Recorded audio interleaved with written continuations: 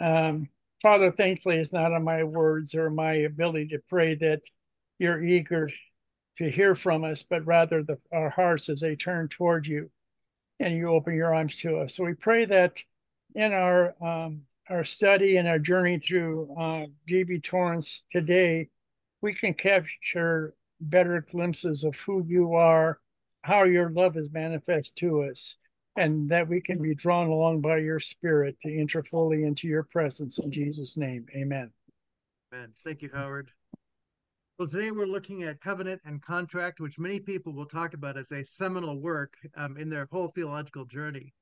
So it is something that is dear to many, and we haven't really talked about it. So I think it's time we do that. On a personal note, I did a degree at Fuller Seminary. Oops, there it is in Seattle. Took Systematic Theology 3 with J.B. Torrance. That's really where I was introduced to the Torrance tradition.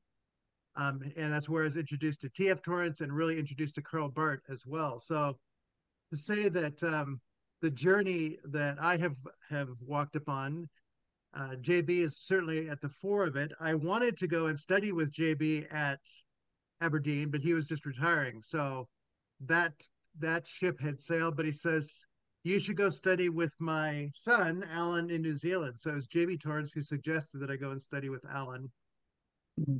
When um, he came back in following years, I was JB Torrance's TA.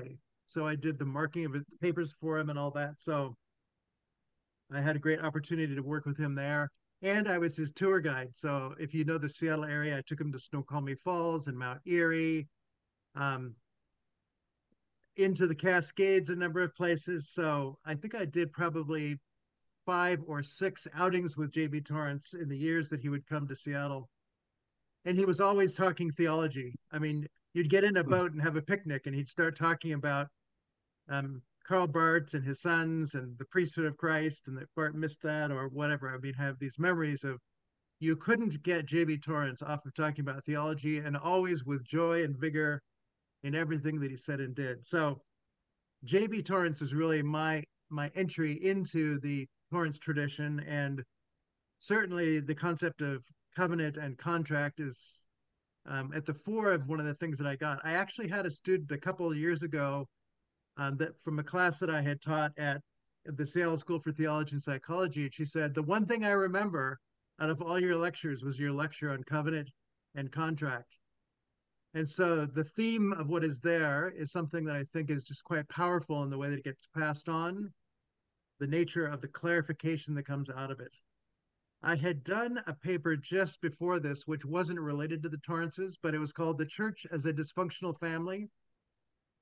And in a sense, covenant and contract was one of the clarifying themes for me is what is it that makes for a functional church and a dysfunctional church? And there is just a powerful sense of conditionality, the nature of how we conceive God to be one who is either judging us or lives as the one who invites us to participate in a life shared together. So my journey is deeply enriched by JB generally and this article concretely.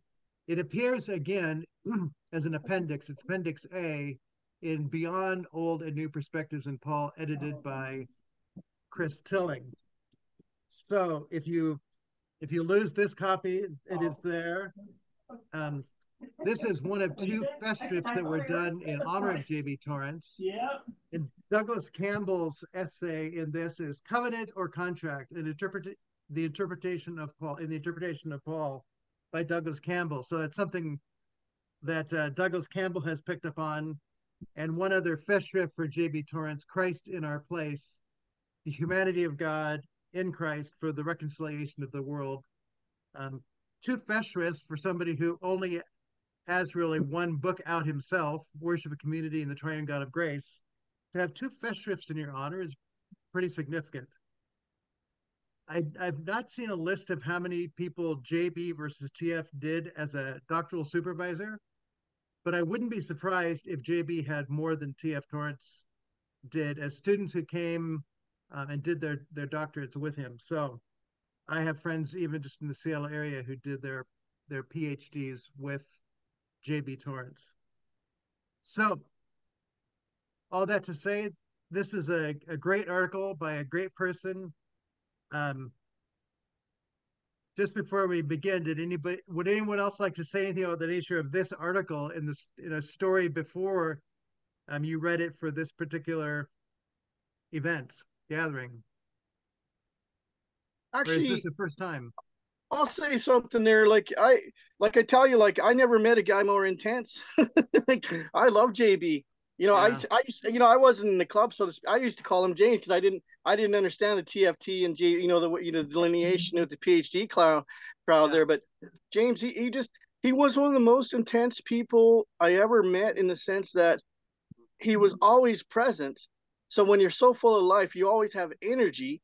And when yeah, he's addressing you and you're addressing him, you really know he's paying attention to you. And that is something that was so significant. And him and James Torrance, like James Houston, like the two together as friends that they were and stuff like that. See all those years, lifelong friendship, living as Christian brothers, and having Tom, the older, the one mentor and stuff like that. Like, you could see, how the Holy Spirit knitting everybody together where you're in a fellowship of love, not a contract. yeah. It makes all the difference in the world. Absolutely. Yeah, he was. I mean, there are two people in my life who I say when they prayed, everyone stopped and it was like God's presence showed up. And J.B. Torrance was one. The other was Bruce Metzger, amazingly. I took a class from Bruce at Fuller as well. When Bruce Metzger prayed, it was like, you're a Greek scholar, but there's something deeper going on here. He was not merely a man of the languages. It really penetrated to the heart for him. So the nature of J.B. Torrance's work, people in distinguishing T.F. Torrance. T.F. Torrance was, in a sense, the intellectual. J.B. Torrance was an intellectual who also had a pastor's heart. I What? was always thinking with reference to the pastor. And the nature of David Torrance is that he had a bright mind, but he was the actual pastor. So they each have a kind of a slice of a pie, a holy trinity in a sense. And in a sense, Alan Torrance has really picked up a lot of the science work of T.F. Torrance, but he also maintains a lot of the nature of the priesthood of Christ, the nature of worship and all those things that come out of it. So he does have a significant slice of his dad. He is not as overt in his pastoral implications, but you certainly can see it in some of the work that he has done. So I haven't done as much with Ian to know, but it seems like Ian has done more with church history and all that. Ken, you could probably give what is it that Ian really contributes to the Torrance conversation at this point? It's Tom took it up to the Council of Chalcedon, and then his research needs. He left the Greek church after Chalcedon behind, occasionally here or there. And of course, the Greek tradition developed in a number of ways for almost 1,000 years more. And that was, Ian did his doctoral dissertation on the post-Chalcedonian Greek East, and following the slow mutation of the meanings of the various Greek words. As you know, even when something has been dogmatically defined by a church council, it doesn't stay put. It keeps evolving. And that's where he was very much in his own mind. This is where he was protecting, as it were, the Torrance legacy on patristic theology by saying that if you can find a patristic theologian from the 1200s or 1400s who contradicts even Athanasius or somebody, or insists that if you follow Basil or Gregory, you're going to end up in a heretical hole, Ian is there to say, no, you won't. That you don't understand your own tradition, that kind of clarity. Right. At New College in 1973, Tom was the headliner, and James was the batted cleanup. And Tom would come in and do theology and Christology, and then he'd say, "And now here's my brother to do worship," and then away he'd go. it doesn't surprise me. I've got a shelf of Tom Torrance books, and he was not writing those books and also working with doctoral students. They, Yep. he said, go away, go away, go away. Whereas James worked with the doctoral students, and so he's got a shelf of doctoral students and one book. I'm pretty sure he was content. That was a good way to do it. Yeah, good. No, that's helpful insight.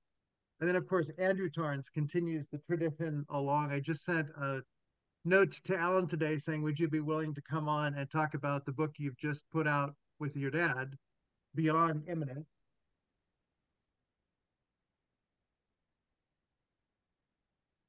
Beyond Imminence.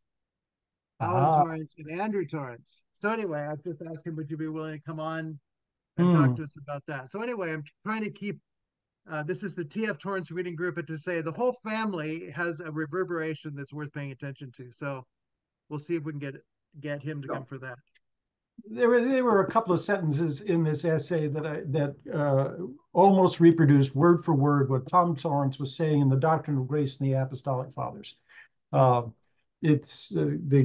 Once the family had decided on how we're going to put it, everybody could just reproduce it as they were going off. But he's saying that if you detach the doctrine of grace from the person of Jesus Christ, you're going to have problems. And here he's saying that's what the federal theology did. And then you're immediately into the dark hole of assurance, perseverance of the saints, predestination, and the inscrutable doctrines of the invisible God. But for James and Tom in particular, because they are Scots and Presbyterian, and they took their ordination vows to uphold the doctrines of the Westminster Confession of Faith, and so many people would say, except for the errors, it was very, very important for them to be sure and solid about what Calvin said about election, what the post-Reformation development of predestination, how it got phrased in the Westminster Standards, and where you're free to dissent and where you need to dig deeper. It's still not settled. It's really. I'm trying to remember, somebody was saying that if the Westminster Standards are still considered to be one of the most important documents to come out of the post-Reformation era, it's amazing that we are not better on top of it than we are. And most people just give it a wide berth and go completely around. Yeah. Yeah, go ahead, Ted. Yeah, that's to Ken's point about Westminster, and one of the most interesting things to me about this article is comparing it to his book. And I've read his book, I suppose, several times, and it's had a major impact in my life. But in this one, he dives into history so much more, and does a lot of defending of people that you might think he would be against otherwise, and Calvin particularly. And I thought that was really, really fascinating. There's more history there than I was familiar with, and I look forward to kind of going deeper in parts of it. But I had people in my Karl Barth reading group here in Philadelphia, so close to Princeton and Westminster Theological Seminary, which split over what to do about the Westminster Standards. Right. Who did not, one of whom admits now readily that most of his career, he assumed that Westminster, like B.B. Warfield said, just says that the Westminster says what Paul said, but in better words. That theologically they are identical. And it took me 3 years of arguing here and there, now and then, over coffee and now and then, to say, no, it evolved. And scholasticism inserted itself. And so that by the time you get to Westminster, you are not teaching Calvin anymore. If you want to teach Calvin, Calvin is still back in the institutes, ready and available. Just go back to the sources. Go to the font. If you like Westminster, good for you. There's many people that come with you, but do not confuse them. There are many people now, and with that I'll quit, many people now who, because of Westminster, refuse to join the church. Yeah. Well, and I will say too that there's many people I'm familiar with who are at least casually familiar with Torrance and, quote him, et cetera, but haven't got a clue as to what to do when he speaks positively about Calvin, because for them, Calvin is the opposite of Torrance, and it shows a misunderstanding of both Torrance and Calvin, I suppose. But remind them that one of Tom's major editing things was to edit all of Calvin's commentaries, so there'd be a modern translation. He said, read Calvin. Yeah, I don't want to talk if you've read Calvin. Julie Canlis is a helpful retake on Calvin to get that sense. So I was doing some search yesterday on some stuff for Torrance for a sermon I'm doing, and I came across one of these little, well, not really little, but these super reformed types on Calvin and the Westminster, and the comment they were asking about Torrance, and he says, well, he's a proponent of this now debunked idea of Calvin and the Calvinists. And I had to chuckle when I read that. Oh, a distinction between Calvin and Calvinism. That's, that Westminster, that is the natural progression of Calvin, whereas when I took this class on Calvin through the University of Geneva in France, they said, these guys are all Calvin's grandchildren and great-grandchildren, and a lot of times they may have the same last name, but they're not part of the family. Or they out Calvin to Calvin or something. Again, I've got a shelf of books. Anytime you want a bibliography, I can show you French Calvinism and its evolution, Dutch Calvinism and its evolution, Scottish Calvinism and its evolution, and American Calvinism and its evolution. It mutated in many ways. But it did produce Jonathan Edwards. Can't complain about that. I have a few Dutch friends who I asked them one time about Dutch Calvinism because it's such a different animal. And he says Dutch Calvinism has done more to drive people from the church than any one factor in the Netherlands. Well, yes. There you go. So J.B. Torrance was famous for diagrams. So this is a diagram. This is right, what he did for a class. He did whole things on it. So there's, covenant and contract. Then he goes through and just traces out the kinds of things that are within this book. So I really appreciate the way he would simplify down visually so that you're able to follow the line of thought that he was building on. So again, this article, I think, okay, can you put this in the hands of people? It does have these opening pages that seem to be about another time in another place. It doesn't matter. So if you can get somebody who's not read theologically, particularly past those, I think it becomes more connecting in a sense.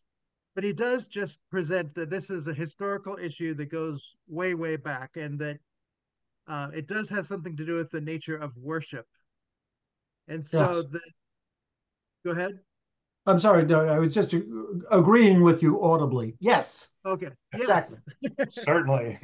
So to say, when some people say, I'm just a person of the church, all that theology stuff, doesn't, really connect with me. I mean, this is a helpful article to say what you do with the theology will play out in the nature of how you understand worship. And so to separate them is to lose something in a dualistic kind of way, in a sense that is unfortunate and will end up leading to problems down the road. So the Reverend J.B. Torrance, he never got his doctorate. And so if people call him doctor, he'd say, no. So, but to say with the number of people who he supervised, he did the work that would say that he earned a doctorate multiple times over by virtue of the guidance and the insight that he had to bring to the task of helping these people. So we have this world of wanting a directory for public worship. Now, today, when people say directory, it's like it's an outline of something. So, but directory here is somebody who's in control. And so to say the nature of what J.B. Torrance is taking on, in a sense, is the question, who's going to be in control in the life of the church? And if we have a directory that puts it in the hands of a set of people, a document that we have to appeal to, then the ultimate authority is not going to be the one who's the living head of the church, but it will be some form of human institution and organization. So to say, for Karl Barth, natural theology was just saying humans read onto God and mess it up. And for J.B. Torrance, it's the church reads onto God and messes it up, and particularly in the life of worship.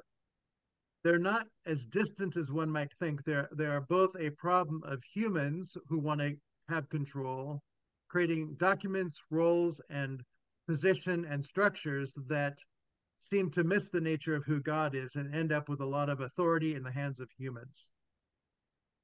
So these opening phrases here, right in the middle, the national struggle for freedom, a revolt from all forms of Catholic authoritarianism. So to say the nature of authoritarianism is something, again, where the human is going to be the ultimate authoritarian person, and that this is something that has not gone away, that there's still a problem in the church today, that people particularly resist the Catholic Church. But I think those who've grown up in mainline churches also may have problems with authoritarianism. There are many forms of what that might look like. The rising suspicion of anything that savored of imposed form and ritual, the word imposed being the critical word there, that there's somebody who's not listening as much as they're reading and creating structures that serve something that appears not to connect with the nature of who God is. So the worship wars are not over. They've started a long time ago. And the question, what does it mean to come and worship the living God, which of course J.B. Torrance is often quoted with his participating in the Son's communion of the Father by the Spirit. But for many people, they go, what? What does that mean? So it's, in some ways, this article hopefully will take us into that direction, and it does show up as one of the lines within it. The last sentence before he goes into the rise of federal theology, the concern of this paper is to indicate certain basic features of Scottish theology, particularly the 17th century theology, which have greatly molded our worship habits as well as the content of our preaching. So form and content, in a sense, are the issues that are there. He's talking about Scottish theology, but as you go on from here, it really does become a broad conversation for the church, which is why we get his book being so heavily read on worship community and the triune God of grace, and people like Kevin Navarro's work on worship, building on both JB and TF Torrance. Another piece that I will be looking at later in the summer is Graham Redding, did his doctorate at King's College under Alan Torrance on worship and JB and TF Torrance. And so his doctorate is available online. So we'll look at the introduction and the closing on that. We won't try and go through everything, but we'll get a sense of what somebody who's gone further has done. He went largely into the life of the church in New Zealand. That's Graham Redding. But again, he was working out of the nature of what he'd learned under Alan Torrance through JB and TF, as well as obviously is true in the nature of the title of his doctoral work. So the rise of federal theology, and he didn't make the point in this article that he made when he was lecturing, and that is that the United States has a federal government. And he says, where does that word federal come from? He says it comes from Scottish Westminster thinking, that the foedus, the social contract that is there. And so he says the very nature of American democracy is based on a contractual way of functioning and thinking, that the word federal, at some level, people might think that it has some kind of covenant sense, but it really is contract. And so the very nature of the word becomes confusing. When you look at federal theology, it can just sound like, well, it's an organized system where somebody's in control. And so the question, to what degree political situations actually inform the nature of the theological outworking of it all, is going to be one of the issues that he's going to engage.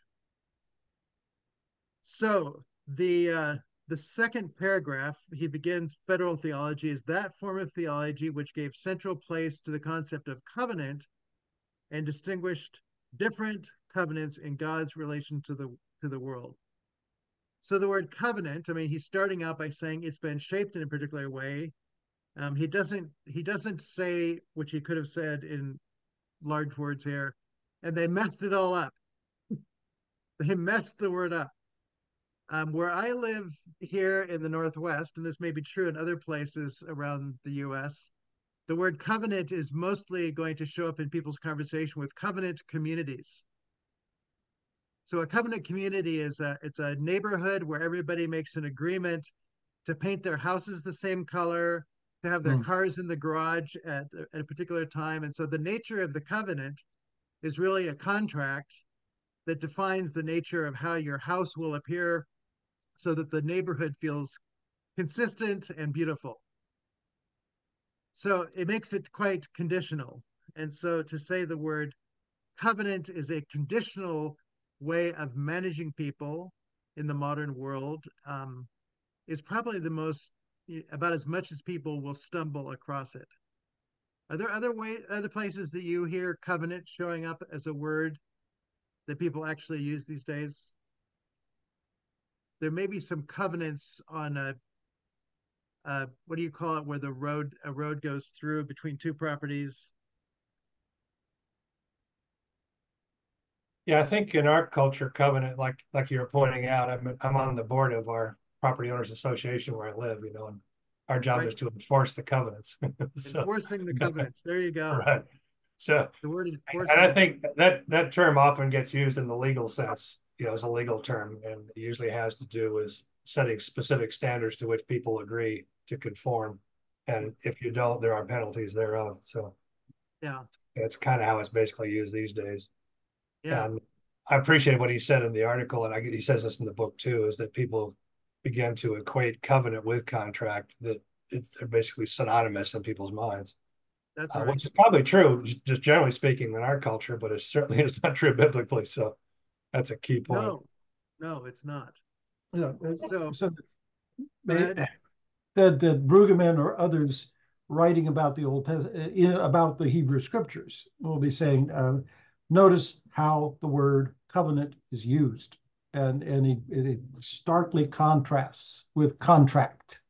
Yes. That a contract is between equals, both sides can enforce it, and there are consequences. But when God graciously covenants, there's no extortion, there's no compelling of behavior. It is all predicated on grace, and it's an invitation into a relationship where your freedom is not suppressed, but it's in fact it's enhanced. And that specific use of covenant is in Bullinger. It's in Calvin. Luther uses it in his commentary on Romans. Most of the reformers use the term covenant as the preferred term because the Catholic term would have been contract. And unfortunately, in Latin, the fides, it becomes almost the same word, and lawyers would use it in the meaning of contract, and the theologians would use it in the meaning of covenant. So you needed to know who was speaking and to what context, and JB picks that up. Even modern in his own day and in the 1970s, if you're talking to a Scottish lawyer, you're talking about a contract to marry and a covenant to join a condo. Which he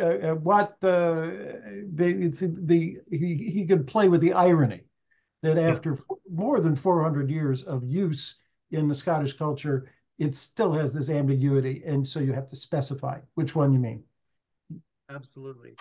The other thing that J.B. Torrance would point out is that on the cover of a Greek New Testament, it says "kaine diatheke," and diatheke is covenant, which we translate as testament, which is another confusion and loss of any intent that would be there. So last will and testament, when you leave a school, you might pass on your tennis shoes to your PE teacher or whatever. There's something of a statement of something that has a contract kind of feel, but in no way does the word testament really bring up the nature of the gracious covenant of God in Jesus Christ that is being offered. So JB would then go on to say, if this is the new covenant, then we can't read the old covenant as a contract, which actually he distinguished diatheke and syntheke. Syntheke is that bilateral kind of covenant, which we get the word synthetic, is a binding together of two things that has a kind of a binding that is contractual as far as it gets used. So to say diatheke is the knowing through the covenant that is offered by God, and not merely the combination of two who are in some way equals with any kind of a contractual way of being. But then to say the old covenant is also needs to be one of grace. And one of the great tragedies of Western thinking is that we talk about the 10 commandments. And then you ask people, well, what is the first commandment? And people will say, well, you shall, have no other gods. But it was, I think, Alan who first pointed this out, that the nature of Jews, and I have several commentaries that I have now, the first quote unquote commandment of the Decalogue, the 10 words, is the word of grace. I am the Lord your God who rescued you out of the house of bondage, out of the house of slavery in Egypt. And so to say that is grace, that is the covenant of grace that is offered of God binding himself unconditionally, and that what follows that we call commandments are what JB in this calls the obligations of grace. If you are living within my grace, then act like it. And this is what it would look like. And so it's not a contract so that when David breaks many of them, sorry, you failed to meet the criteria. No, God still is the God of covenant who unconditionally binds himself, and so that David's heart is still one that can live from grace even in the midst of his brokenness and his inability to meet any conditions that might be considered. And so to say the Old Testament is God's gracious act throughout a millennium of time with people who are walking away, and God never gives up on them.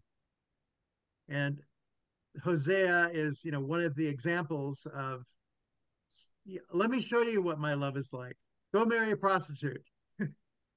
And show them the faithfulness, the unconditional nature of my love. So when people contrast Old Testament covenant and New Testament covenant, it's like you probably don't understand either of them. They're both grace, and both of them work out of the obligation of God to be loving and call for a loving response. Anything that is thought outside of that is going to miss the point. So those are helpful things, I think, that just bring in a broader sense of what J.B. Torrance was doing here. And as Ken has pointed out, these things often show up in TF's work as well. So they need to be heard in harmony. Dwight, I see that hand. Yeah, I just a question back to you there. See what you just said. That is so important in our word choice and translation, because people don't read the story, because the argument is we're under a new covenant with a change of law, and that's what the argument has been right from the beginning.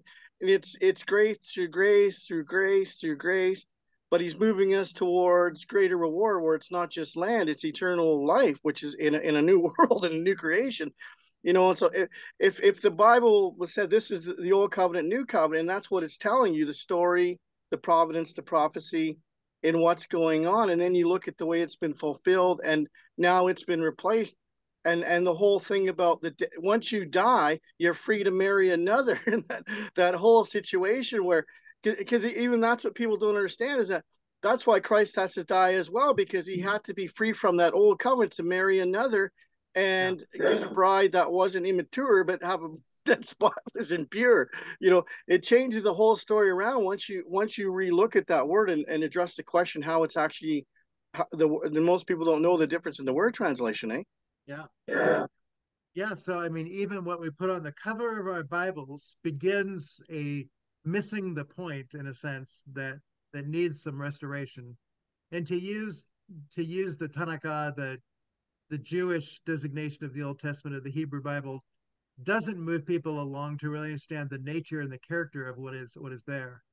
JB would say the old covenant was a covenant between Yahweh and Israel. That was the nature of the Old Testament covenant, but it was still a covenant of grace. In the new covenant, the New Testament, and I often do, ask this question with students, so who's the new covenant between? And, they usually say something, well, like it's between God and us.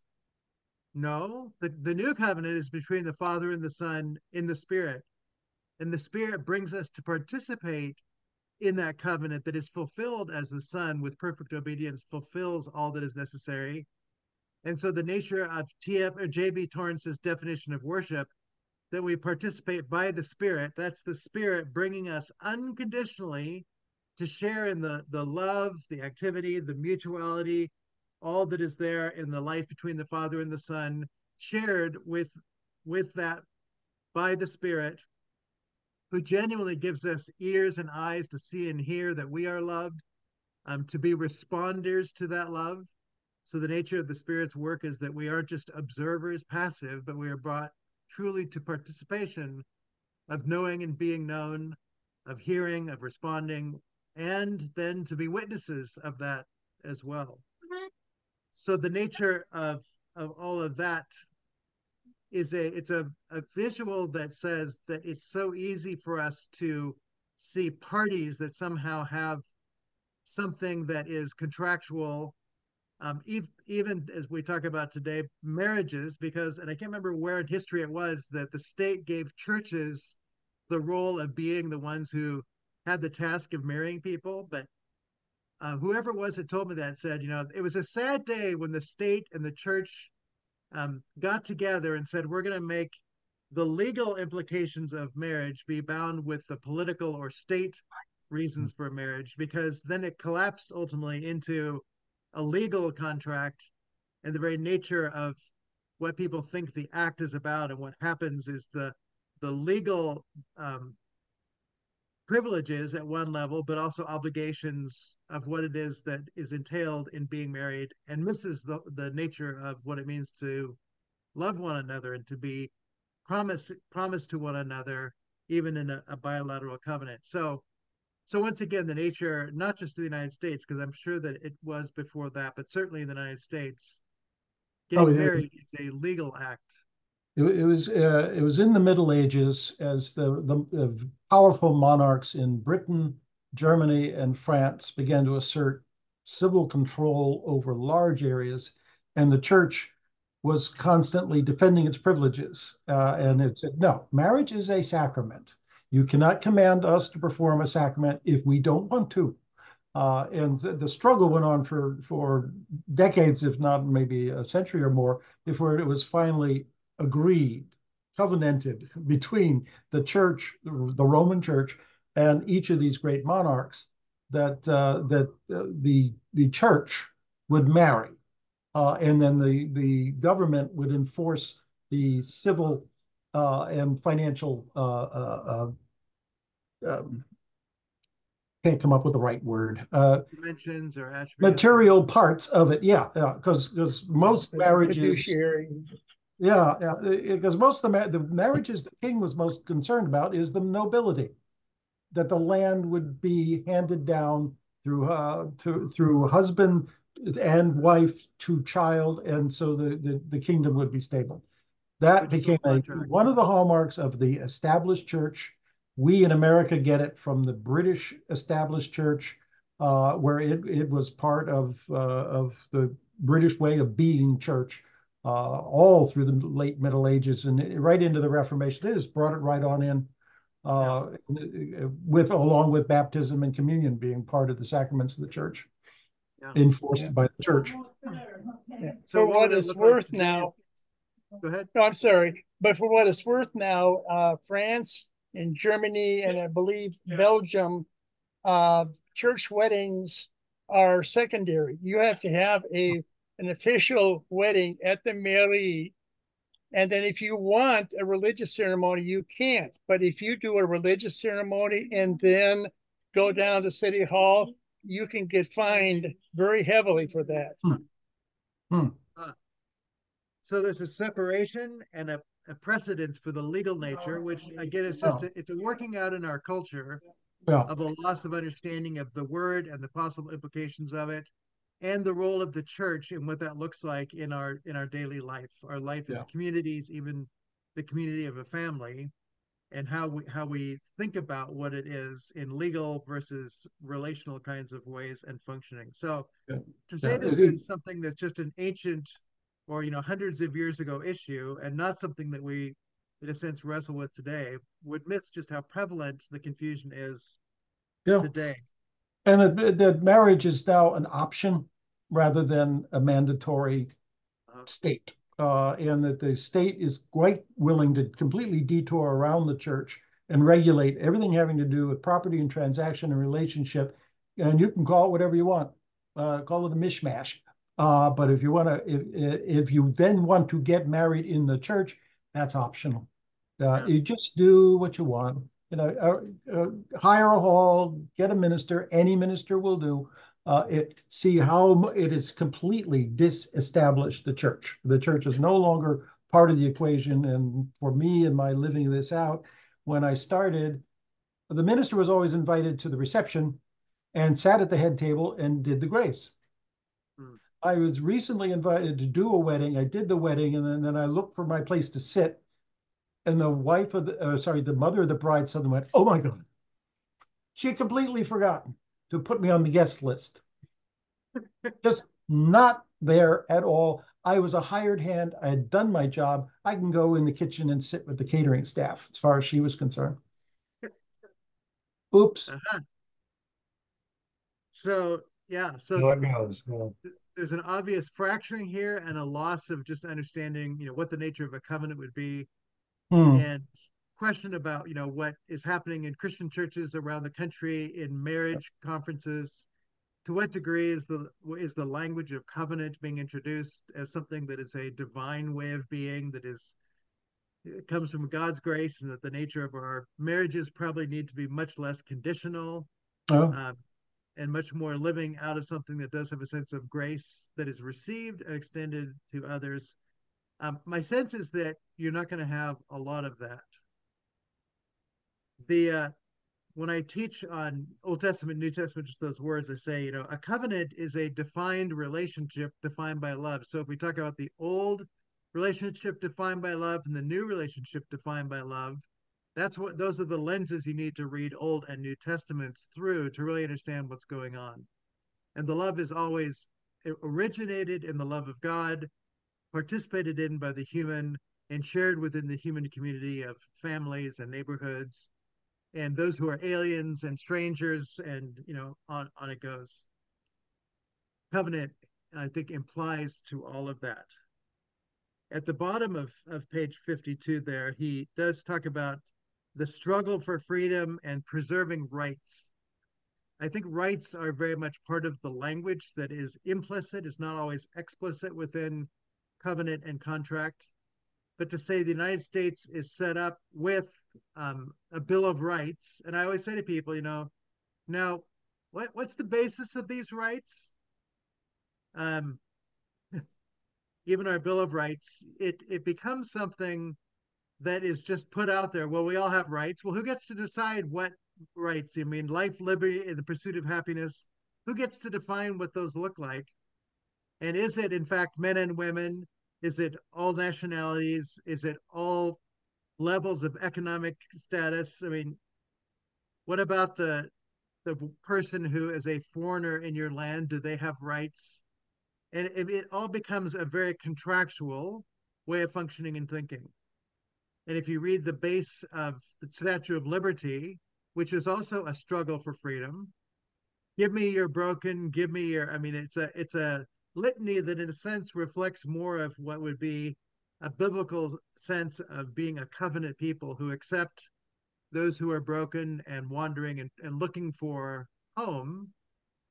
But I don't know that people are reading that and wanting to shape the nature of the culture of the United States out of that.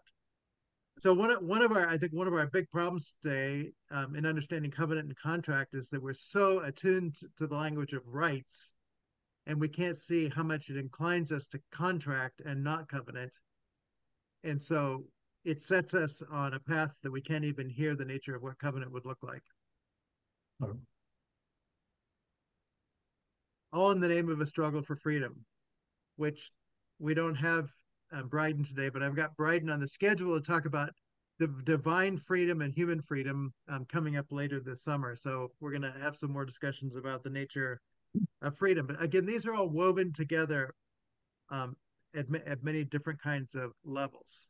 Yeah. So Mark Knoll, among others, has done in his book, America's God, has a detailed, at least in the American context, all the churches eventually adjust their language to the language of freedom and rights, and voluntary consent of the governed, and that becomes the language which most European Christian contexts simply could not recognize for the longest time.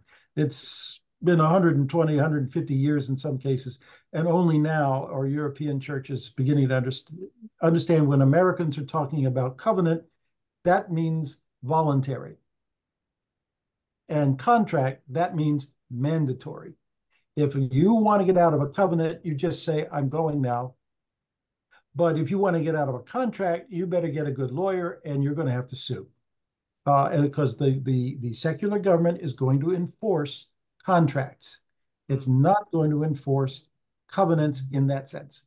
That's it. What's mandatory and what's voluntary? What's mandatory, what's voluntary? We covenant all over the place to join the Boy Scouts, the basketball team, the homeowners association.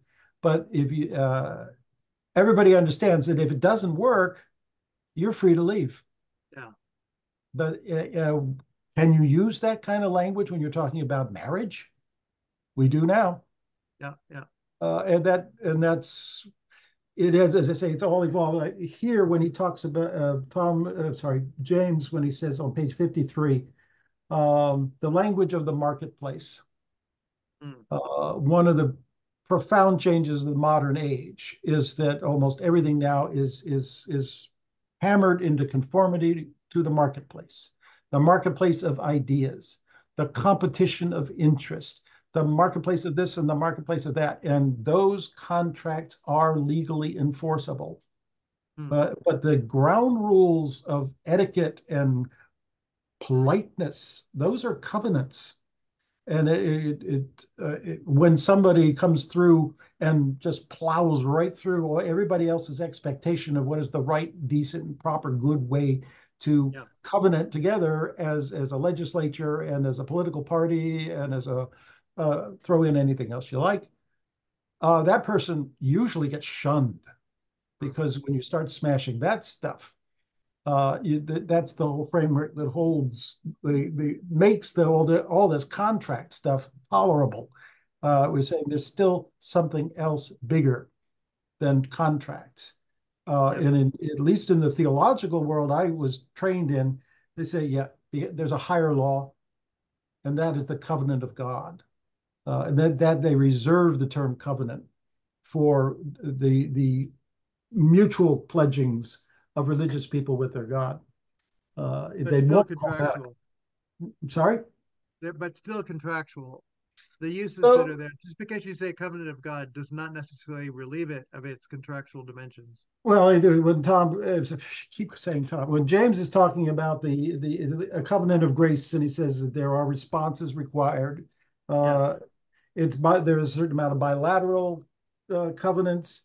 It is very hard for us to not use the term contract, but you notice how he struggles not to use the term contract when talking about a relationship between God and humanity. It's still mutual obligation, but who's going to sue God for failing to fulfill on a contract? Paul says that's ridiculous. You cannot do that.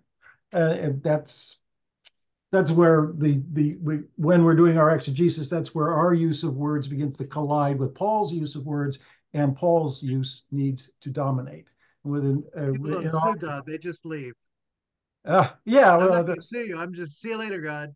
See Now, you later, church. it can be, because, but I will point out that the Pentecostals showed up at the Karl Barth conference about a decade ago.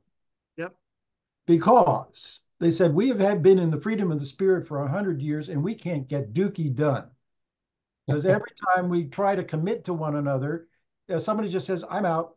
The Spirit is not leading me in that direction. It's so voluntary and independent that the organization fails. And then they breed barbs on the Holy Spirit and begin to see that if Jesus is the key and the core and the center of the covenant, then when you trample on the covenant, you're trampling on Jesus. Yeah. How are you going to do that? Maybe there are some things that must be honored because we want them honored. That this is more important.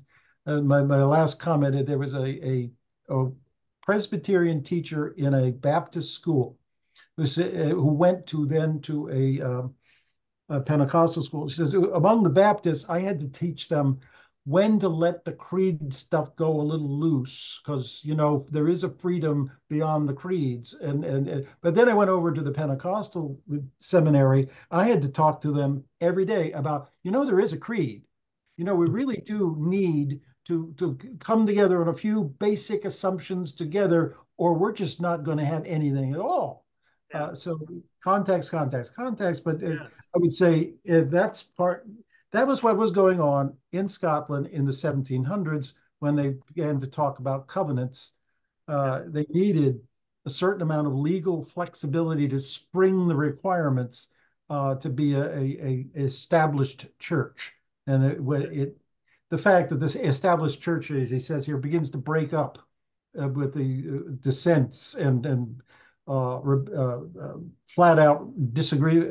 I'm not coming up with the right words, but the main thing that it was almost like the second century, the third century church, when you had all these breakaway heretical groups, every one of them saying, I've got the Spirit, and the Spirit tells me you're not a priest, that's not a bishop, those sacraments are invalid.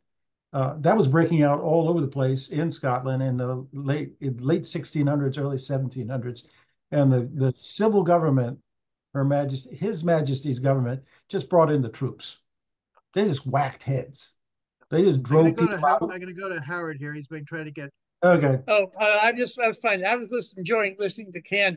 I was just going to bring back from my Old Testament background, one of the things you note when you go back to the idea of covenant and God and Abraham, when you look how that covenant was executed, typically you would slay the animal, cut it in half, both would pass through the parts to show that this is what could happen to me if I don't keep the covenant. But what happened to Abraham?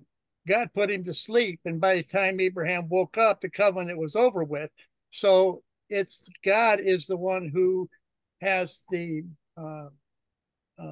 charge of keeping, a unilateral idea.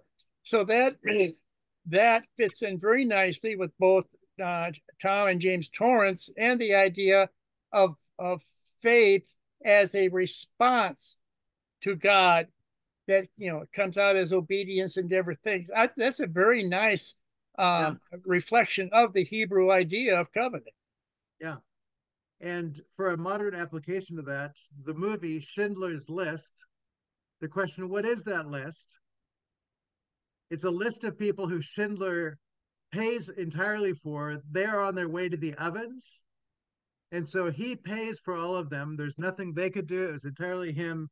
And the German officer asked Schindler, what are you, some kind of modern day Moses? It's an application of this concept of recognizing that the nature of the covenant of God is this complete rescuing of a people who can do nothing themselves. It requires somebody to unilaterally do the saving act. No. So that's it's interesting in the modern application. A piggyback on that. It was Martin Buber in particular who at Union Theological Seminary here in New York drove home this Hebrew testamental understanding of covenant to finally get American theologians to read the Hebrew scriptures in a new and almost evangelical way. It was a Jew, being Jewish, drove Yeah. home the difference between a covenant and a contract. And that's where I first read it. And he mentions Martin Buber on page 55 Exactly. in the book Moses, which most people read I and Thou, and not some of these other works of Buber's to bring those things into place. So, yeah. And I don't know if Jenny, if you're actually there, but we happen to have a lawyer who, you know, deals with the world of contract. And you are there. I can't, hang on. For some reason, my camera's not working. Bear with me, but I'll sort that out in a second.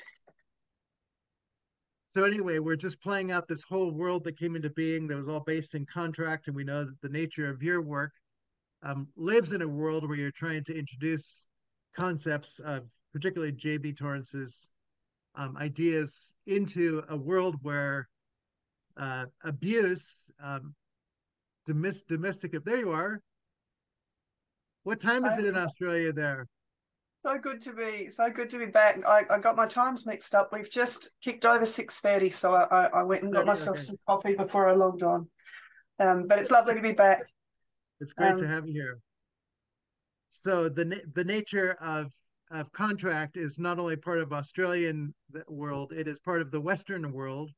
I don't know the degree to which what we would call the East, the Asian countries, if they have similar forms of a sense of contract. I know that Japan, when I visited, the very nature of Buddhism and Shintoism have an implicit keeping clean of things. When you go to the bathroom, you've got to put on the slippers to go to the bathroom because there's kind of an implicit law of cleanliness, which ends up being very contractual. And the nature of how one approaches the gods in the shrines all has very clear contractual kinds of modes. So it might be quite different, but I think that there is this religious conditionality that is built into so many things that misses the nature of what covenant means as a contract concept.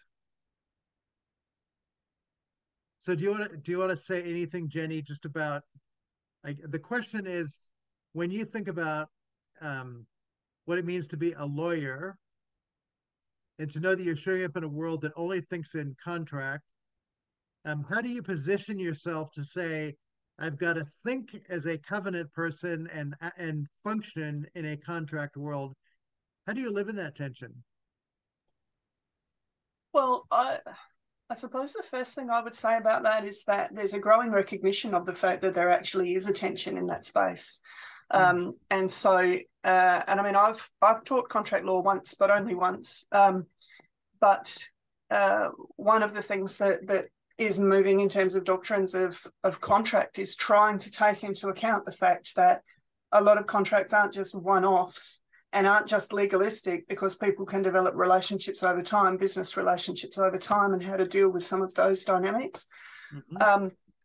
So I think even the law and legal theory and things like that are moving more in that space. But where I found that it affected me in terms of legal work, I'll leave academia aside, is that if you take a covenantal position as to what our relationships are rather than a contractual position, you're actually able to address some of the relational issues that are there much more thoroughly, I suppose. And so seeing us as not, seeing people as not disconnected from one another to start with, and only forging those connections ourselves, and only forging them out of a basis of law rather than a basis of love, which is your key difference between covenant and contract. Because as JB indicates in his article, there's no difference between a contract and a covenant if you're taking the legal meaning, but they are complete opposites if you're taking their theological meaning. And I think that his discussion of language slippage, which we'll get into, but his discussion of language slippage on that is really, really important, particularly when we import all of that language into our understanding of God and into our understanding of worship. And I think his overall point, we effectively wind up worshipping in a completely different way, because we're essentially worshipping a God that is not the Trinity, because the Trinity doesn't act out of contract, they act out of covenant, is a really, really key difference. And one of the reasons I desperately wanted to come back, and I'm really thrilled that I actually can, this understanding this difference was a really key point for me in my own faith, a real turning point. So I'm really looking forward to unpacking that this morning. Thank you. It's interesting. T.F. Torrance talked about the nature of science actually giving tools to theology to better do what it does. And part of it's, the methodology of Polanyi and even Einstein. And what you just said there about where the nature of recognizing that relationships there is a relational component that needs to be considered. It will be interesting to see if those discoveries and the furtherance of the need to be clear about the implicit relationships that are there could inform actually theological thinking as well, even though it's already implicit there, kind of to wake up to it in the modern world, I guess is another way of saying that. It's just to say, we all learn from one another when we keep pressing into these things and seeing what we lose if we don't and what we gain if we do recognize the deeper theological implications. I mean, I think that's, as was said before, I think that's part of what JB is calling for in this article. Yeah. Is a move back to that. These days, I call myself a marriage and family therapist, but I'm getting couples who are not married, who've been together for, 10, 15 years with teenagers. And, to say, okay, you didn't make a promise to one another in a sense. But, let's talk about the nature of what it is that your relationship is going to be based on. And in a sense, it's not send them to the courthouse to go get the papers signed.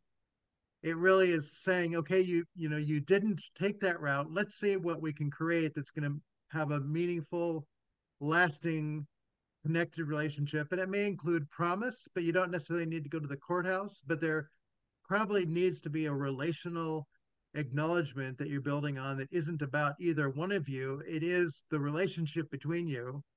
And that's, the covenant isn't merely the two parties, it's the relationship created between them. So it's interesting in each of these worlds that there are capacities to be brought. There's another couple I'm working with who I began my first session with them. First thing I said, so can you distinguish for me what you would mean as the difference between an individual and a person? And they stumbled around with those things. But basically, I said, to be a person is to be in a relationship, and there is a covenant that is formed by that. To be an individual means that you're always going to be watching out for yourself and how well the other can fulfill, in a sense, the contract that is there. So just by using those two terms, I was already beginning to lay out a covenant contract paradigm and saying, I only do relationships. And so if you want contracts with consequences, I can't go there, but I can work with you to build trust in the nature of the way that you're going to form or, save and then reform the relationship that you're in. So anyway, I think there are just really super valuable practical things to be gained out of seeing how far the implications of what it is that is being said here go. I do want to point out that Todd put in the chat, the Hebrew Beret covenant was translated in the Vulgate as foidus, which can mean contract, and it's from foidus that federal comes into being. If you say, why is the federal government, where does that come from, the history of that? Well, it's out of this translation from the Hebrew into the Latin and then comes over into westernized language in all of its forms. Our language is kind of in constant flux, and so it's always helpful for me to say people may have totally missed the point, but to go back to the history of the word, sometimes you can recover the nature of what is intended and go on that, distinguishing it, clarify by distinguish. Covenant is not contract. Here's what we might mean by them. C.S. Lewis once said, sometimes the best way to make progress is to go back to where you got off the right road, go back there and get on the right road again to make progress forward. I think this article is exactly that. It's going back to the confusion so that we can go down the road in the right direction. Now on page 53, he also just talks about the nature of, well, there's a couple of things: the rights of man, natural law, the light of reason, and some definition of the nature of revelation, which natural theology would be, part of what that would mean. So this is all part of our Western tradition. And so to say our Western tradition has the sense of the individual with rights, that there's a contract with the government and other people to everybody follows the rules and nobody gets hurt. Reason is what we're going to appeal to. That's not reasonable to me. And the question, who gets to define what's really reasonable? As Ken has pointed out, in many ways, that's become what's going to make me money is what's reasonable. And so the nature of reason is being shaped around homo faber. We work and therefore we are. That is the very nature of what we are reduced to, is workers within a system, an economic system. When he moves to the bottom of the page, he does mention the American way of life, and he did come to the United States a fair amount. So he was aware of what it was that was going on. And between TF and JB, the one who got involved in political implications was clearly JB. And he did spend time in the American South and the nature of situation of civil rights that were going on, as well as going to South Africa, Ireland, and to become aware of the nature of what it looks like to have a culture that is defined by things where the rules and regulations controlled by people who are privileged end up oppressing the nature of others. And so J.B. Torrance's famous phrase, we need to grant them their humanity, which doesn't sound necessarily like covenant, but what it means is you are a human being created and loved by God. There's nothing you can add to that. And either we treat you that or we don't. And if we don't, we make you into a thing, and you fit into a contract world where if you have value to us, we'll use you. If not, we'll discard you.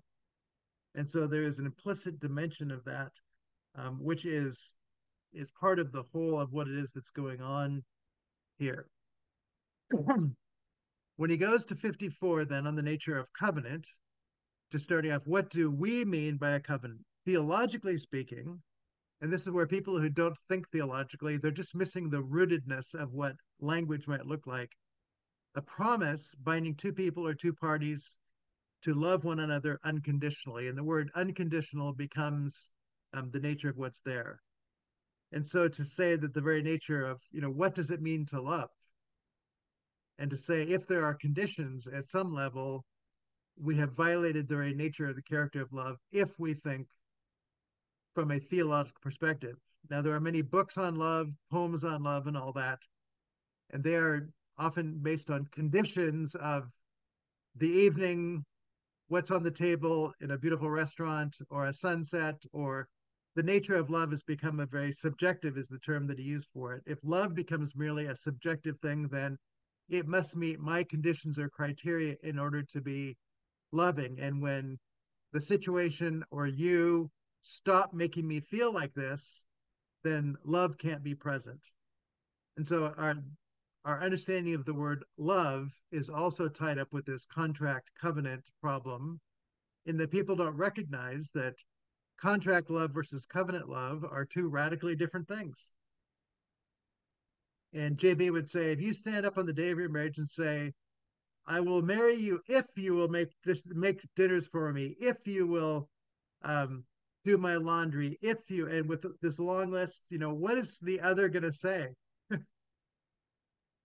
Usually I think they would say, what are you talking about? This isn't a contract. But on that day, people think it's not a contract. But when I ask people 10 years down the road, so do you still have your wedding vows? No. They say, because everything you're talking about now is the other person's not fulfilling your sense of what the contract is that they should be fulfilling for you to love them. Everything appears to have collapsed into contract language at this point, and you each have your own list of elements within the contract.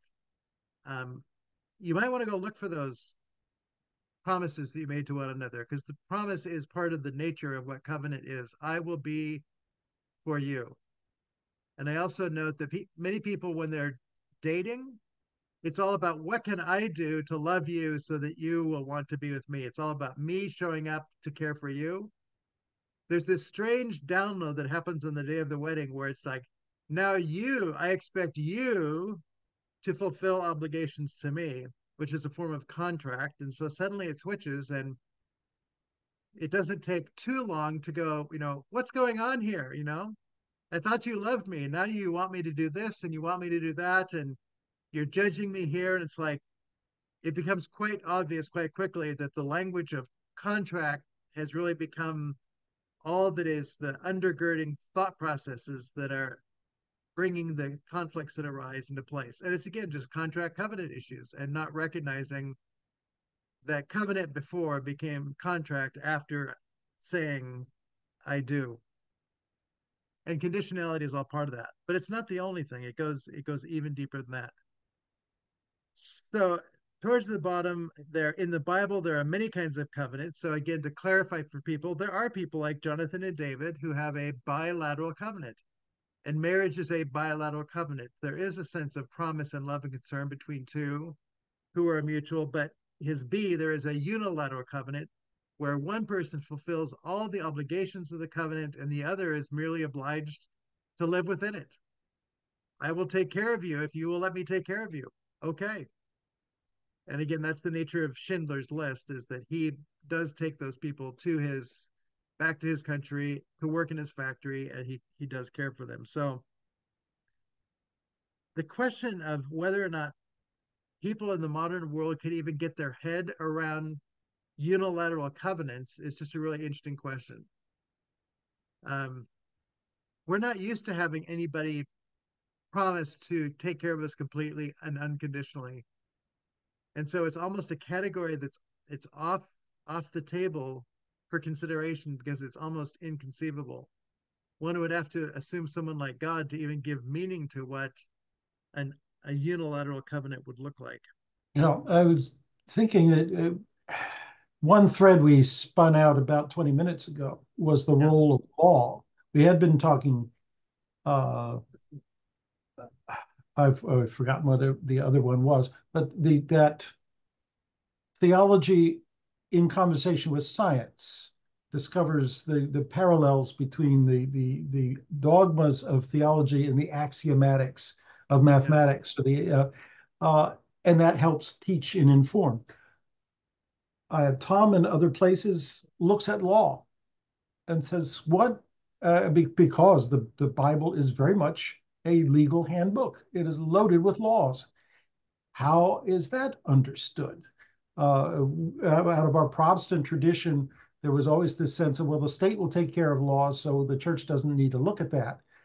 Now that we no longer have a state that even pretends to look at law as if it was something sacred that needed to be obeyed, and the state can now begin to dictate its needs and its laws, and you all, as members of this state, must follow it. A new age of absolutism, a new age of dictatorship, a new age of great powers. That's what's coming? And now how do we evangelically exegete the Bible so that law becomes something safe and saving and rescuing that we now can learn by looking at legal situations, that there are structures to our humanity that cannot be violated, or we cease to be human. The Declaration of Independence points to this. None of this is new thinking. One of the things we did find out from the Civil War and the fight against slavery was that slavery was legal. And they pointed to the Bible to say, and this is where we get our warrants. Mark Knowles' big thing about America as a biblical nation is we tried to be a biblical nation for 250 years, and it ended with the Civil War. But those theologians who argued against the legality of slavery had to go to a higher law that was not encoded in the Constitution or in the Declaration of Independence, but was pointed to, but it certainly was encoded in the Bible, and be able to use that higher law to repeal laws emancipate people, advocate for civil rights as a sacred obligation of every civilization that calls itself Christian, that you can experience revival and reformation by experiencing the intimacies between law and gospel, as Torrance spent a lot of his career trying to say, there are evangelical things to be learned by listening to the conversations between religion and science. These are the kinds of things that fascinate me. And I noticed from McGrath's bibliography that several times Tom published on law, especially in the area of divorce, and Marty, your area of relationship.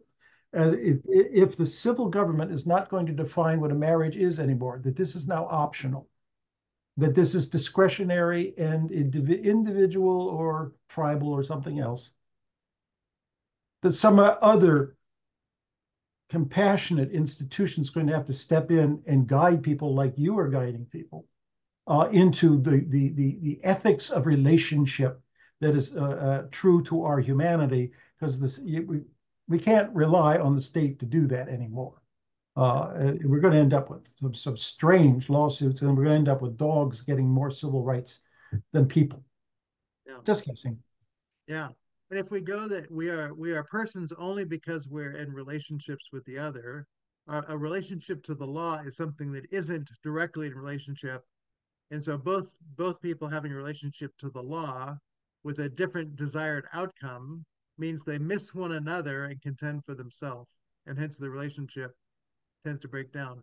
I use the word agreements when I'm working with couples. I say, an agreement means that you both have to put out there what you really want, listen to each other, and until both of you can say, I can do that, we haven't found an agreement that will fulfill love in your relationship and not the fear that something's going to go wrong. So instead of using the word covenant, I use the word agreement, and it is a bilateral agreement.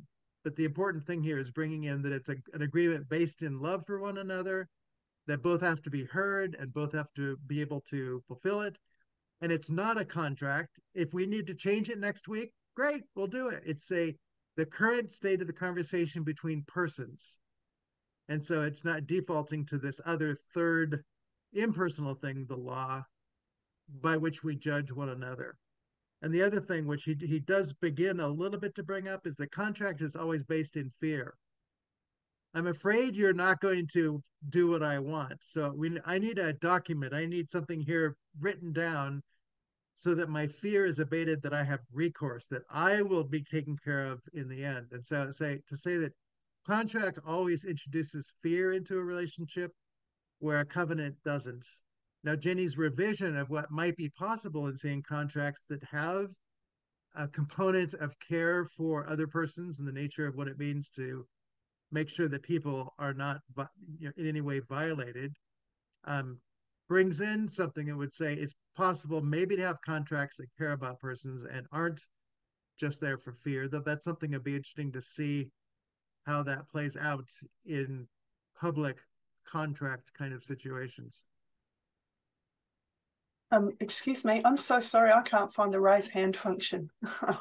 So can people take it that I've just raised my hand? Hang on, a camera. It's in reactions. Can we take it that I'm raising my hand after Dwayne, please? Yeah. And I'll try to find the button for next time. Thank you. Oh, I just want Dwayne to go first, and then you'll go. Okay, go ahead, Dwayne. Yeah, I just find there's an irony because, Marty, I think if you sat down and talked with a lot of people that were going to get married, they'd realize, what am I doing? Because the thing is, you go and pay for a license. What does a license do? When you get a fishing license, they tell you can only catch this much. You can only, there's some, you can do and you can't do, but they get a marriage license. It's just a piece of paper, but they never really think this is what I can do and can't do. This is what you'll never get away with. And I might forgive you do that. That's the irony, because everyone, how many comedians make the joke about that, the marriage license and what's required. But and people say, oh, you need to get a license before you get married. You need to get a license before you can have kids. Because these things that are irrelational, that just tells you how much our culture has been reduced to a thing that cannot function. It does not know how to think. it does not understand what pain is. They're so numb because they cannot use their emotions and their will to exercise their freedom to change. Like, I just can't believe, like, that just like funneled it. Like, well, what do you do? You know, and that's what the definition of stupid is. You're slow, you know, because if your hand is on the hot grill, you know, and there's people that actually can't experience pain, and they have to have everything in such a way so that, because they can burn themselves. There's so many things they can do to themselves where they can't feel pain, you know, and you wonder, well, we don't want to feel pain. Well, that's what happens. But if you're so numb and you've been reduced to a thing, you don't have the capacity to function. That's what your job is, trying to help these people learn how to function. It's not that it is in the recesses of their experience, but because they don't reflect and think about, well, what caused this? And what's my part? And how can I change this to get the other person not to react the way you do and come at me with a stick? You know, and trying to make sense of it. And the way you do it is so, it's amazing how you have enough experience to disarm the language so that it's mutually, you know, peace treaty table where they can sit there and you can bring shalom to the environment where they couldn't do it themselves. Like, and that's, you know, that's the thing, like, because we're not doing this as a job, or this is what you do, and you bring these examples to us where it's just like, you know, that's just common sense.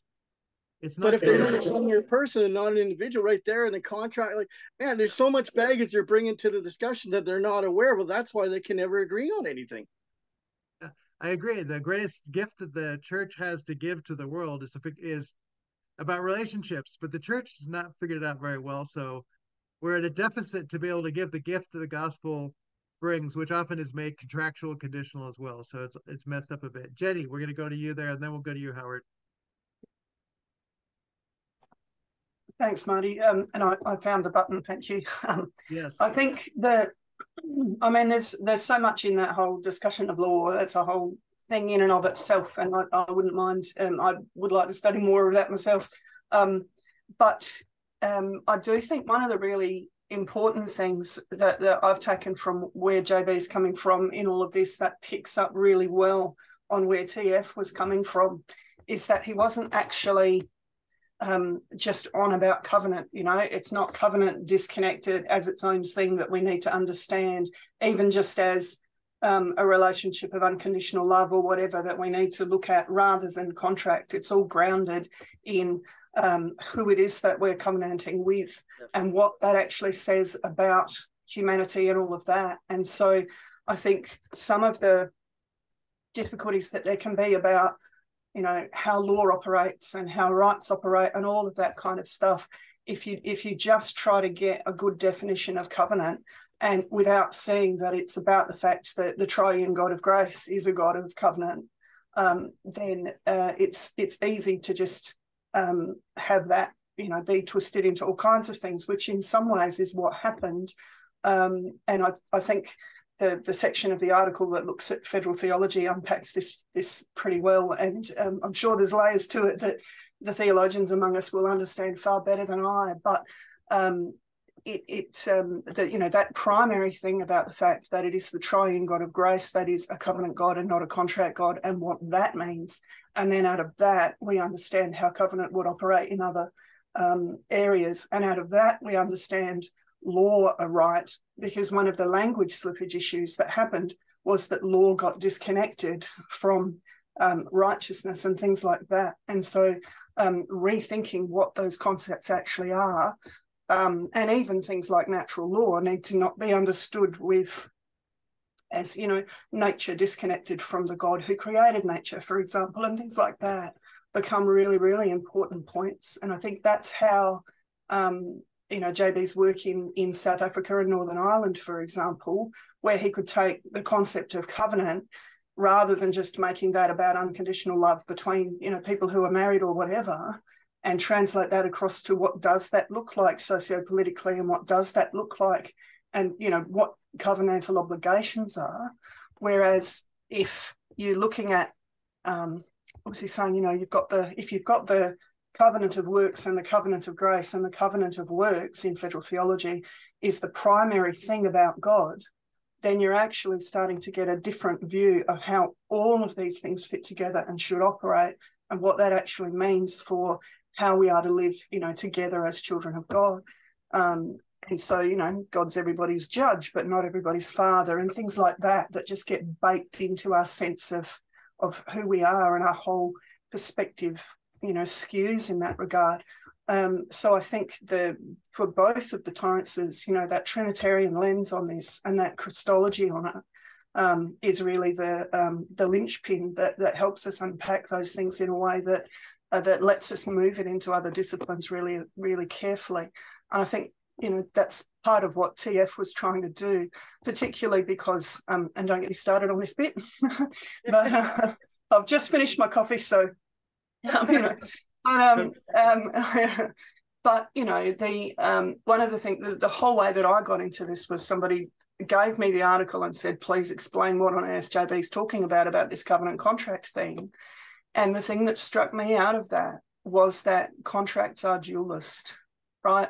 And so everything that TF was cautioning about in the need for us to have a holistic and integrated and non-dualist perspective in how we understand the incarnation, how we understand mediation, how we understand how, the triune God operates, and all of that. All of those things JB was actually implicitly cautioning against in insisting on covenant rather than contract, so that we don't look at the state as a separate entity that has nothing to do with the church and things like that. That sacred secular divide is a form of dualism, all of that kind of stuff. And so there's a lot in the holistic way that covenant operates, particularly being unilateral and what that means in terms of the mediation of Christ and so on. But I do think that its context of being not just an unconditional relationship of love, but the way in which the triune God of grace relates to us and what that actually implies for what it means to be a person in communion with that triune God of grace becomes something that can actually be rolled out right across. And I don't know whether people have come across, I was thinking of this just before, I don't know whether people have come across that article about that he wrote about apartheid and things like that. I know it's on the fellowship biography. I can try and link that in the chat if you like and see if that'll work if people haven't come across that. Anyway, all right, I'll try that. I mean, the nature of maintaining the person makes for the personal relationship, and anything else becomes abstract, which is dualist, breaking God away from. I mean, you can see the weaponization of covenant, and this has come up a little bit, and JB's been accused of it, if covenant's unconditional love, then that means once you're married, that's it, you're stuck. And if your spouse is trying to kill you, bad luck, because you made a covenant. And it just gets weaponized and disconnected from everything. That's the most, anti-covenant thing one could do. And yet it gets twisted around and legalized and then used against someone, which completely misses the point. So I think that connection with who it is that we're in covenant with and what that means for how we're in covenant with each other is really, really important. A great clarification. So Howard, I promised you next, and then I'll come to you, Dwayne. Okay, I'll try to make this quick, but this whole idea of covenant in marriage, we've been struggling with this in the Cambodian church because we have a couple who are living together, and he stepped down from leadership and all this stuff. But the point is, they don't want to get married just for the legal reasons because they're both very wealthy and everything is tangled, and they don't want to get into that. And we're trying to figure out, well, so what exactly is marriage? How do you recognize it? As kind of a side note, it's interesting. France for decades, has what's called a pact, which is two people can sign a document together. And basically it gives, like if, let's say Dwayne and I were to sign this, it has nothing to do with love, with sex or anything else. It's all fiduciary. It's all legalese. Who can, if I have to make a decision about Dwayne because he's unconscious in the bed and I have to pull the plug, I can do that. And that's pretty much what marriage is, even with the new laws and stuff that allowing homosexuals to be married and whatever else you want to marry. But the point of it is, I like Jenny's little comment about communion, that that might be the term we should be pushing instead of covenant. That our relationship with our spouse, our relationship with God and Christ, all of that together. Yes, yes, that is what we should be pushing. That's what I try to bring out in the Cambodian church and the services. It's about communion. Yep. You know, how do you define marriage? If it's nothing more than I can, sign a certificate that says now my 18-year-old son is on his own. Don't come looking for me if he breaks the law. Yeah. So Yeah. Anyway, Yeah. for the what it's question, worth. should the church have a non-legal form of marriage? They say, we will have a ceremony and you will have no legal protection. So if that's what you want, don't do this, but we will make a category for that. It would be interesting to see if that could happen and what the implications might be. Dwayne. Yeah, I just, Jenny is what she's saying, about the dualism, and again, the same old problem, because I think fundamentally that's the problem that we have with the theater and the spectator mentality versus the participation in unified Hebrew way of looking at things. Because when we keep communion, quote unquote, whatever you want to call that, or the activity, there's such a detachment from reality where it's left to go. You go inside the individual mind where that word amnesis, remembrance, you're supposed to be drawn up into a collective story about God.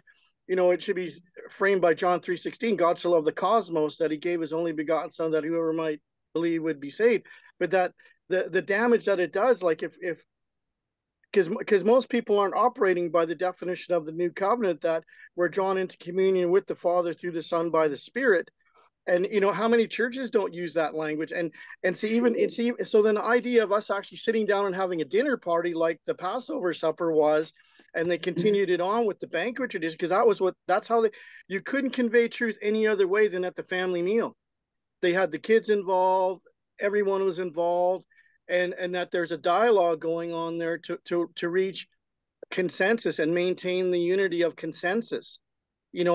And because we lost the appropriate means to communicate our teaching or our dogma, it's both demonstrated in word and action, and it's not separated.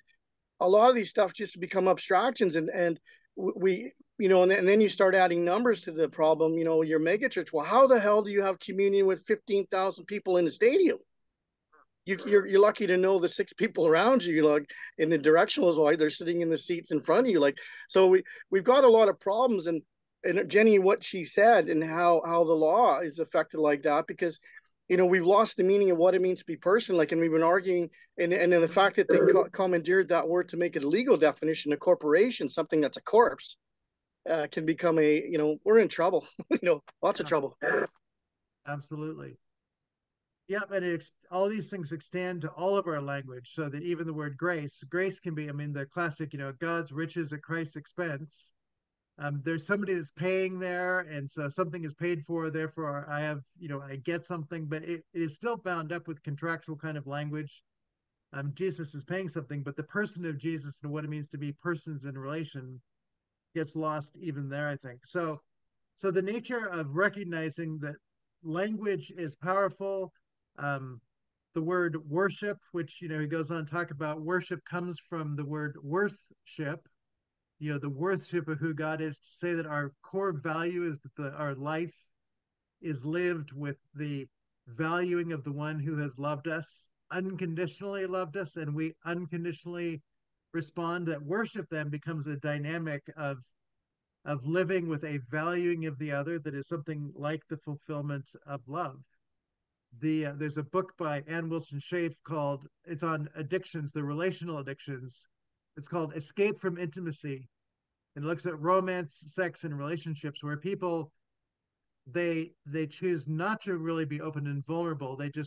They get what they want out of it, i.e. romantic encounters or sexual encounters, or I'm in a relationship. It doesn't matter who it is, as long as I'm in a relationship. And so they're all just ways that look like they're the real thing, but they're not really engaging the person. Intimacy, which is another word, Howard, for communion, there's a sense in which one is truly intimate that it is a knowing and being known, which 1 Corinthians 13, then we will know as we've been fully known. What happens in Christ? We know the one who knows the Father, and the Father knows him, and we come to know the Father and know that we are known. The language of intimacy has this depth of knowing and being known. That is what relationships look like. And if we just know about God and about the cross, but don't have a sense that there's actually a personal being, the cross just becomes about fulfilling contractual obligations, paying for debts and things like that, that really lose the dynamic of intimacy. And it's an interesting oddity that the word intimacy, if you put the id in the middle of intimacy, you know what you get? Intimidate. Intimate, intimidate. And so to say the nature of what contracts do is they intimidate us because we don't know if we can measure up. We don't know if the other person can measure up. And so to say, if you take a world of intimacy and put the self looking out for one's own interests in there, we can only end up in a world where we are all intimidated by one another and merely put up masks and put up ways of controlling one another that actually take apart what it would look like to have something that would look like covenant relationship. On the bottom of 56, he talks about imperatives and indicatives. And J.B. Torrance would always say all of Paul's letters begin with the indicatives of grace, what God is and what God has done. And then Paul will go on to the imperatives of law.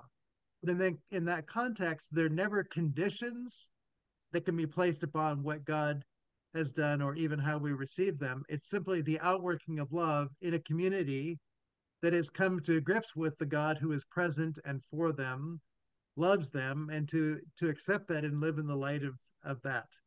But when you put the imperatives first, if you do this, then God will be this way towards you, which is the way the gospel is often presented, then the gospel gets lost, it becomes contract, and it all collapses into legal constructs.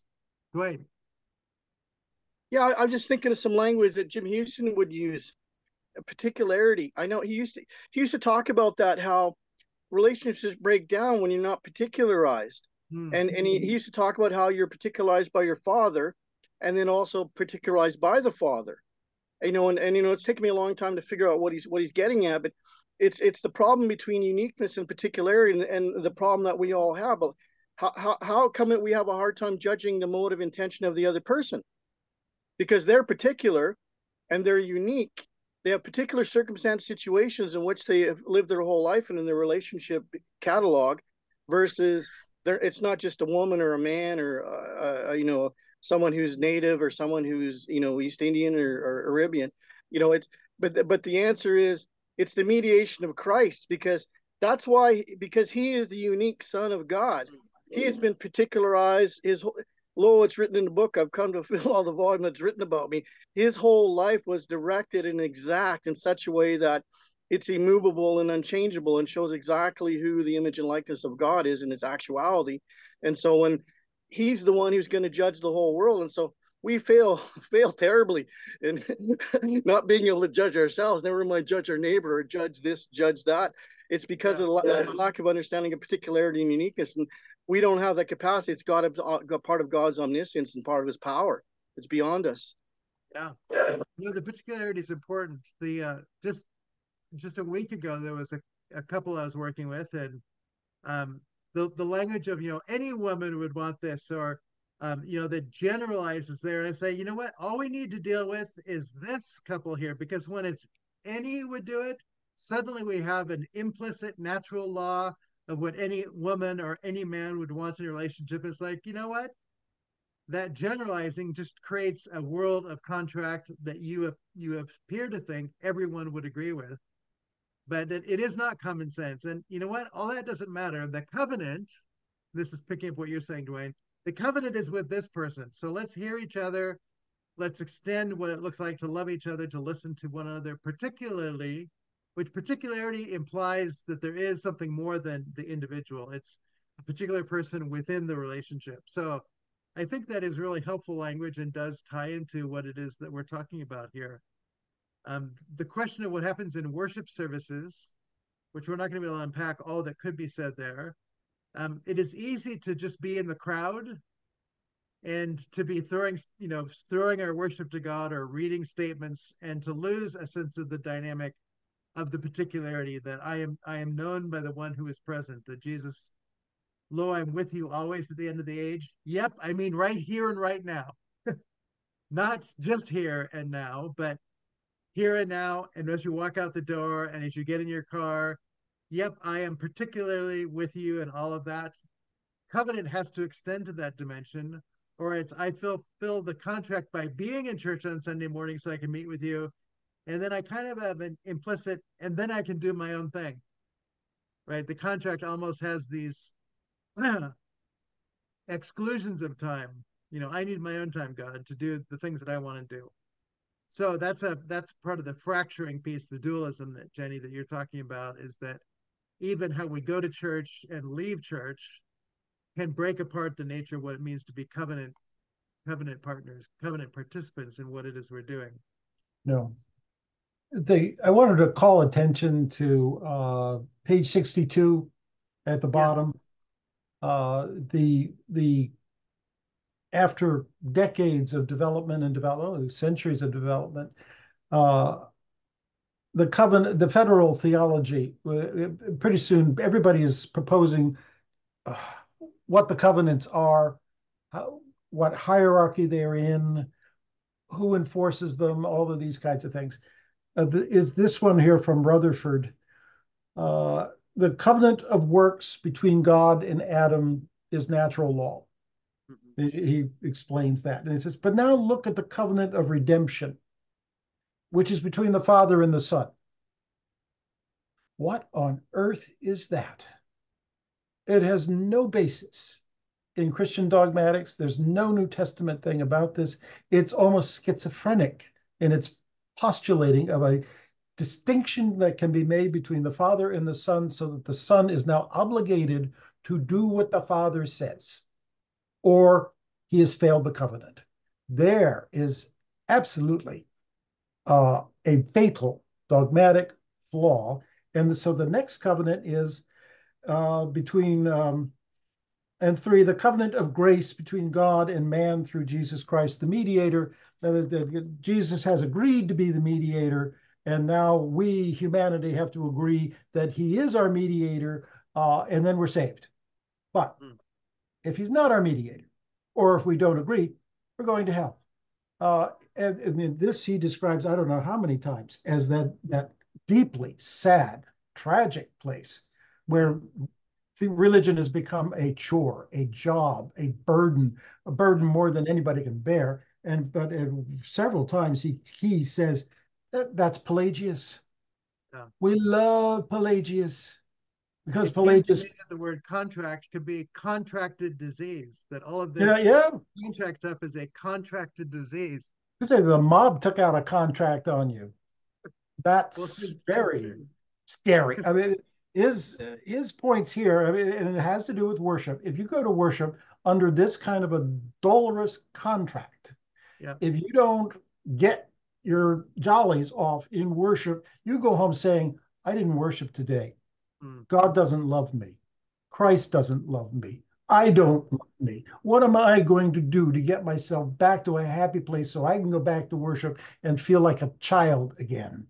This Pelagianism, because 2 hours ago we were talking about Torrance and Augustine. James Torrance here is saying a very nice thing about Augustine, because Augustine knew Pelagianism and he nailed it. So we don't need to go back and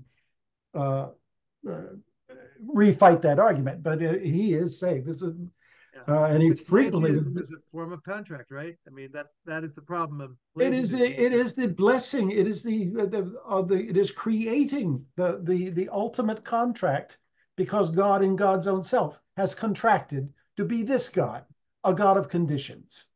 And so every evangelical of any kind, and we'll go Luther and Calvin and Athanasius and anyone else will say, no, you cannot divide the Father and the Son in this way. You cannot do it. You've created a monster, and then that monster is blighting your entire religious life. That is appalling. But is there such a thing as a therapeutic Pelagianism? I'll leave this to you who are in law and in counseling. That there is, it would seem to be, there would have to be, where allowing a dualistic schism to split apart the desire to be united and the desire to be right has. In what I was looking at in 4:2 of Karl Barth today, Karl Barth says, in that Jesus healed everyone who came to him, with all of the things that were wrong, he didn't kind of divide and say, "Oh, you fit into the group that I'll heal."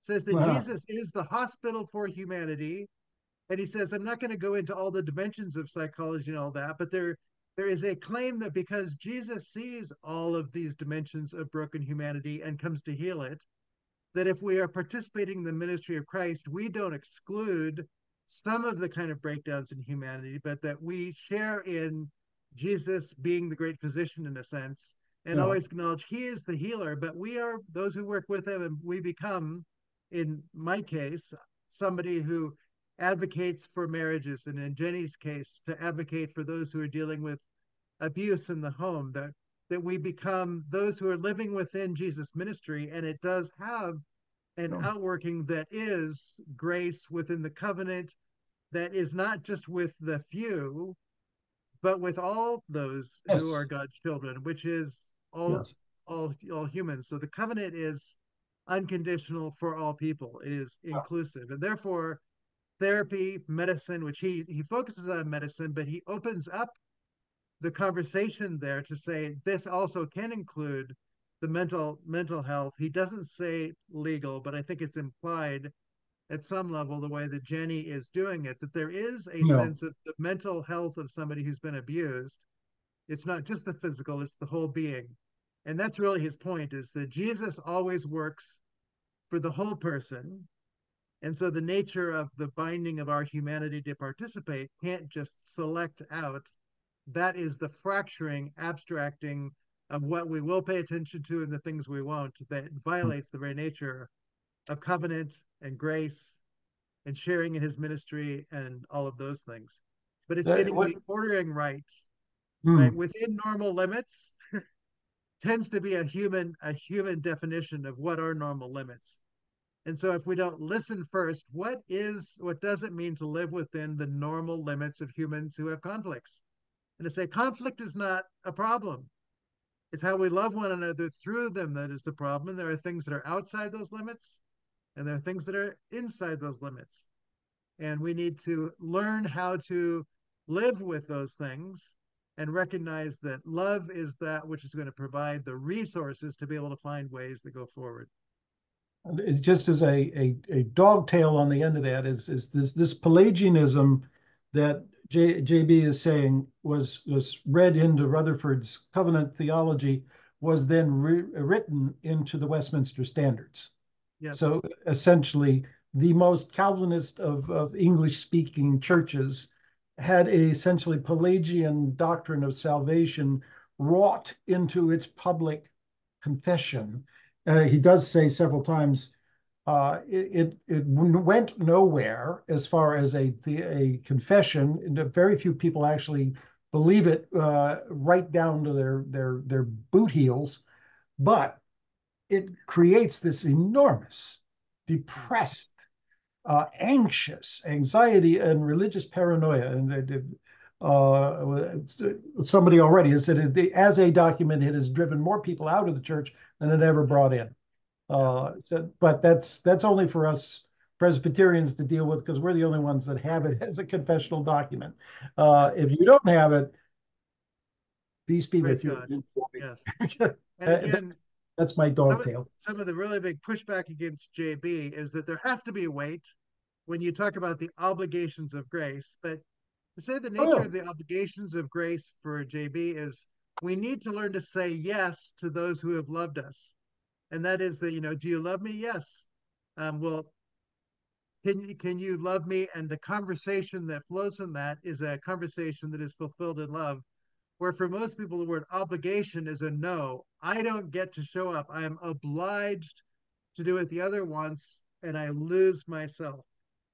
And so the nature of JB's use of the word, the obligations of grace, is that having been fully loved, we are privileged to be able to say yes to the other, and within that, to work out what it looks like. And so I say, when you come home from your honeymoon and you say, okay, you know, we've been on a honeymoon now, who's going to do the dishes?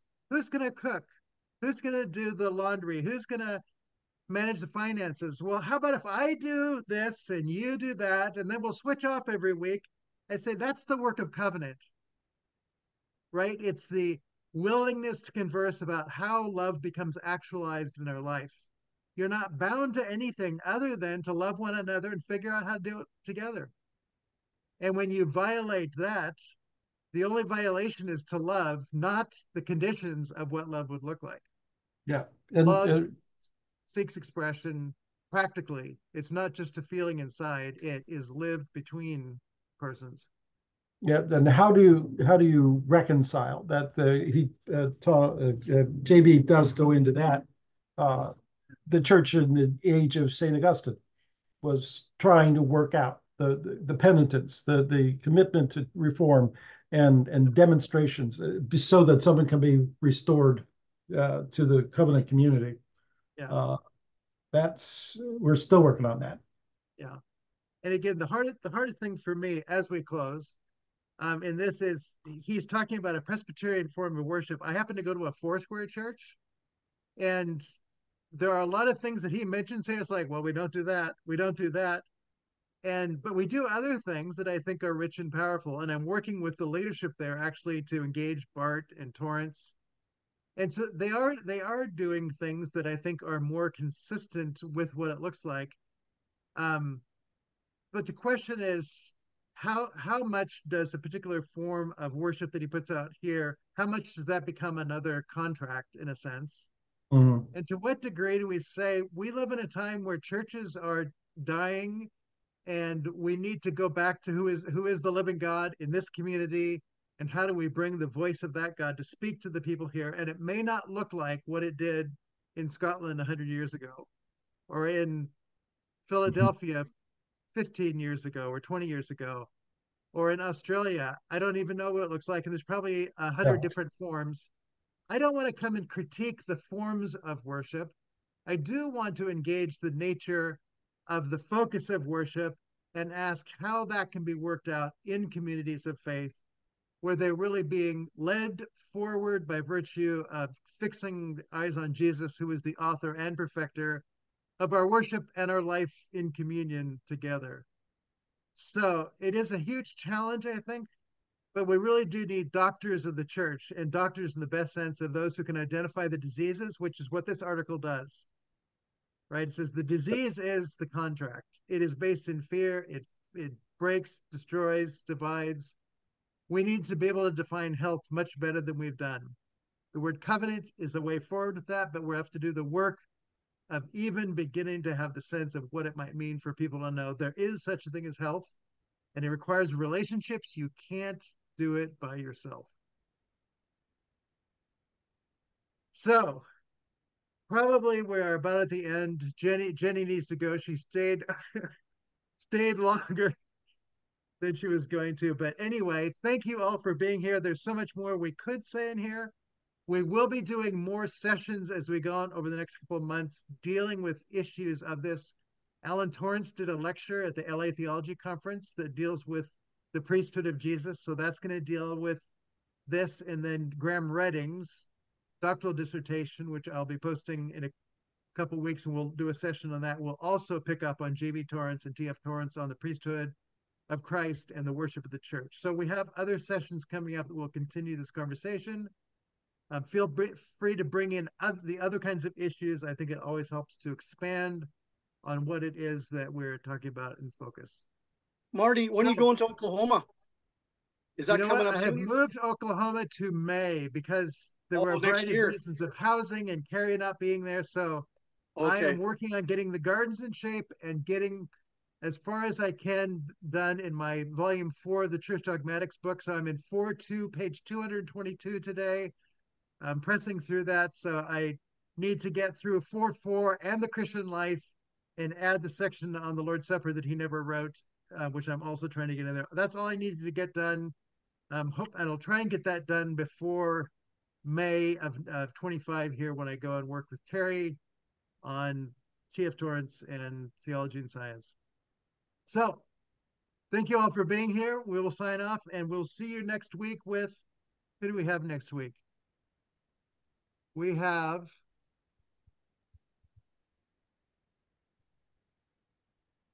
next week we have Jordy Ziegler with the Doctrine of Grace and the Apostolic Fathers on the Epistle of Polycarp. So we have our next chapter in the Doctorate of T.F. Torrance. So look forward to seeing you then. Blessings on you all. Bye, everyone. Have a good week.